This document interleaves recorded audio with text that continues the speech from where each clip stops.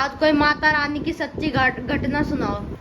ठीक है बेटा, सुनाती हूँ। सुनाओ। मेरा भी मन कर रहा था सुनाने के लिए, हाँ। तो सुनो बेटा।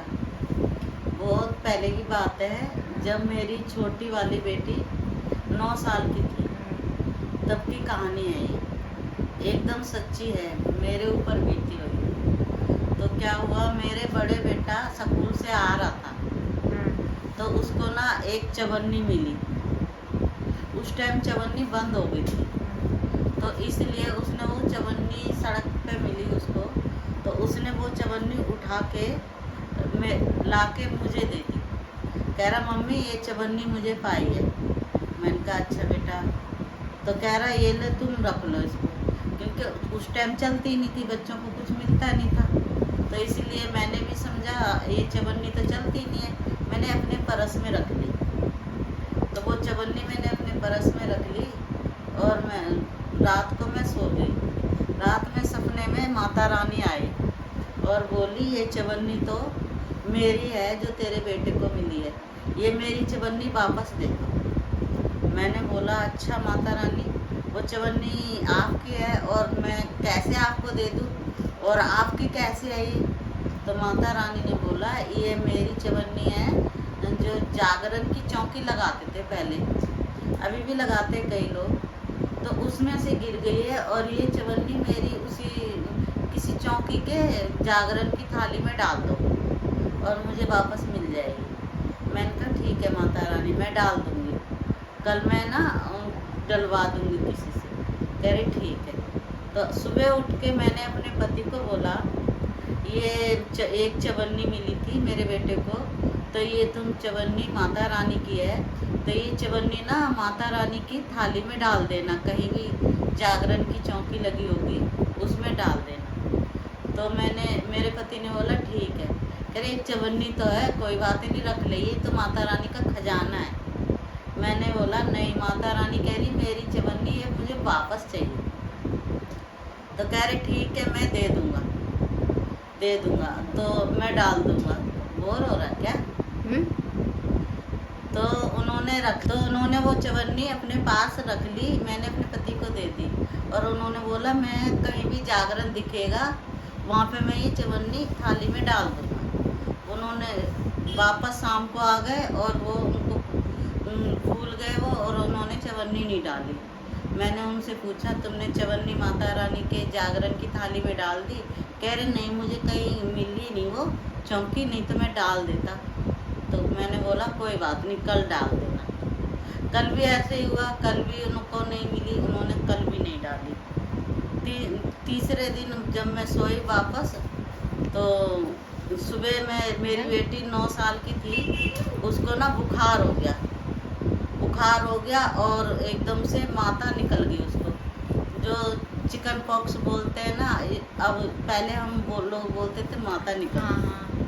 तो माता निकल गई, तो मैंने बोला भाई ये क्या चक्कर है, डॉक्टर को दिखाया, दवाई दिला के लाई। तो मेरे दिमाग में आया ये तो भाई चवन्नी माता की नहीं डाली, इसीलिए माता निकल गई। तो मैंने अपने पति को बोला ये चवन्नी तुमने नहीं डाली, इसलिए मेरी बेटी को बुखार हो गया और माता निकल गई। तो उन्होंने बोला ठीक है मैं कल डाल दूँगा और तुम माफ़ी मांग ले माता रानी से, और कल हम डाल देंगे। तो मैंने उसमें 5 रुपए और मिला के तो उसको रख दिया। मैंने कहा माता रानी मेरे पति से कई थाली नहीं मिली इसलिए नहीं डाली, तो कल डाल देंगे, मेरी बेटी को ठीक करो। फिर 2 दिन अगले दिन मेरी बेटी ठीक भी हो गई, और वो जो निकली थी चिकन पॉक्स उनको रेड वो भी काली काली सी होने लगी। अब मैंने उसको मत्था टिका दिया, और फिर क्या कहते हैं मेरे पति को वो थाली नहीं मिली। उसी टाइम मेरी मम्मी का फ़ोन आया कि मेरे घर में ना जागरण है तो तुम आ जाना। तो मैंने सोचा चलो मैं जागरण में वहाँ पे वो थाली में चवन्नी डाल दूँगी। तो वो चवन्नी लेके मैं अपनी मम्मी के घर चली गई।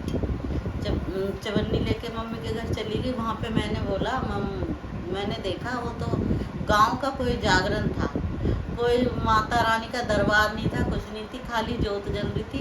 तो ये सोच के मैंने वो चवन्नी वापस डाली नहीं, और मैं वापस अपने घर आ गई।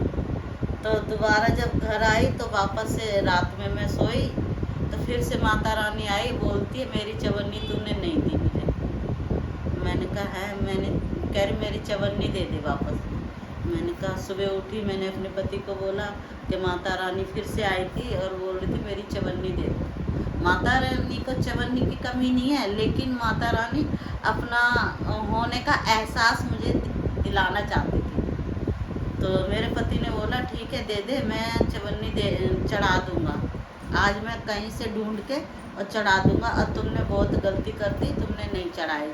जो वो जोत थी उसी में चढ़ा देते, वो भी माता रानी का ही जोत होती है। मैंने कहा ये तो मेरे से बहुत बड़ी गलती हो गई। माता रानी से मैंने माफ़ी मांगी। मैंने उसमें 5 रुपये और मिलाए, 11 कर दिए, वो चवन्नी सवा कर दिया। और मैंने कहा माता रानी मैं चढ़ा दूँगी। मेरी बेटी फिर से ठीक हो गई और मैंने अपनी बेटी को मत्था टिका दिया। लेकिन पता है क्या हुआ, वो चवन्नी वो थाली मेरे पति को फिर से कोई भी थाली नहीं मिली जागरण की चौकी की, और वो वापस लेके आ गए। फिर मैंने पूछा चढ़ा दी चवन्नी, कह रहे नहीं मुझे कोई थाली नहीं मिली। अगले दिन क्या हुआ, फिर से रात में फिर से मेरी बेटी को वो चिकन पॉक्स ज़्यादा डार्क हो गई और बहुत तेज़ बुखार हो गया। सुबह सुबह मुझे स्कूल भेजने के लिए जब मैं उसको उठाने लगी तो वो मेरी बेटी बहुत तेज रो रही थी। मैंने अपनी सासू माँ को बुलाया, मम्मी जल्दी आओ, इसको देखो क्या हो गया, रो रही है बहुत तेज और बहुत तेज बुखार था और मुंह लाल हो रखा था और आंखें एकदम लाल हो रखी थी।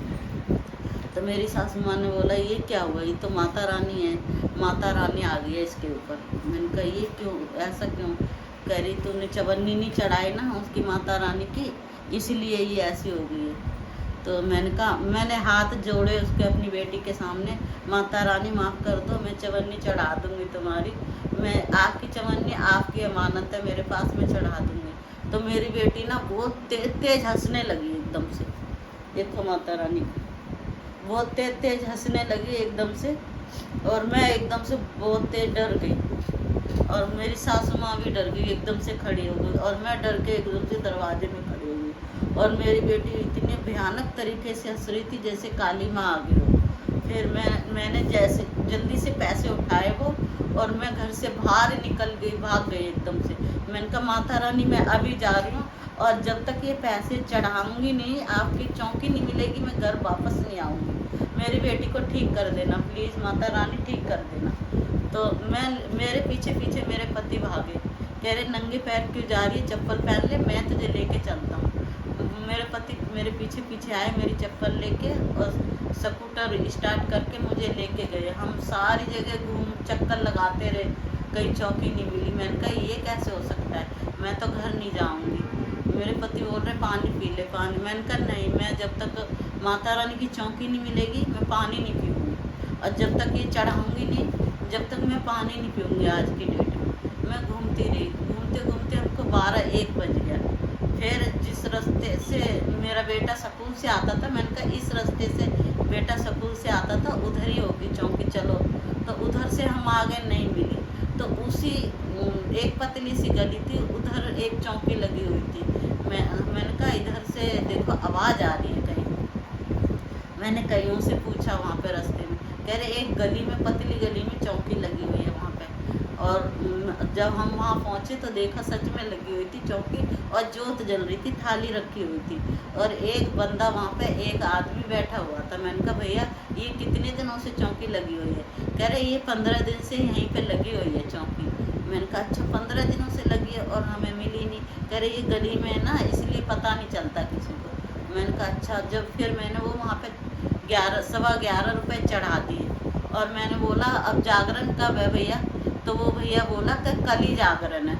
मैंने कहा कल ही जागरण है, इसीलिए माता रानी को जल्दी हो रही थी, हमें वो चवन्नी नहीं रखने दी। वो कह रहा क्या बात हुई बहन जी?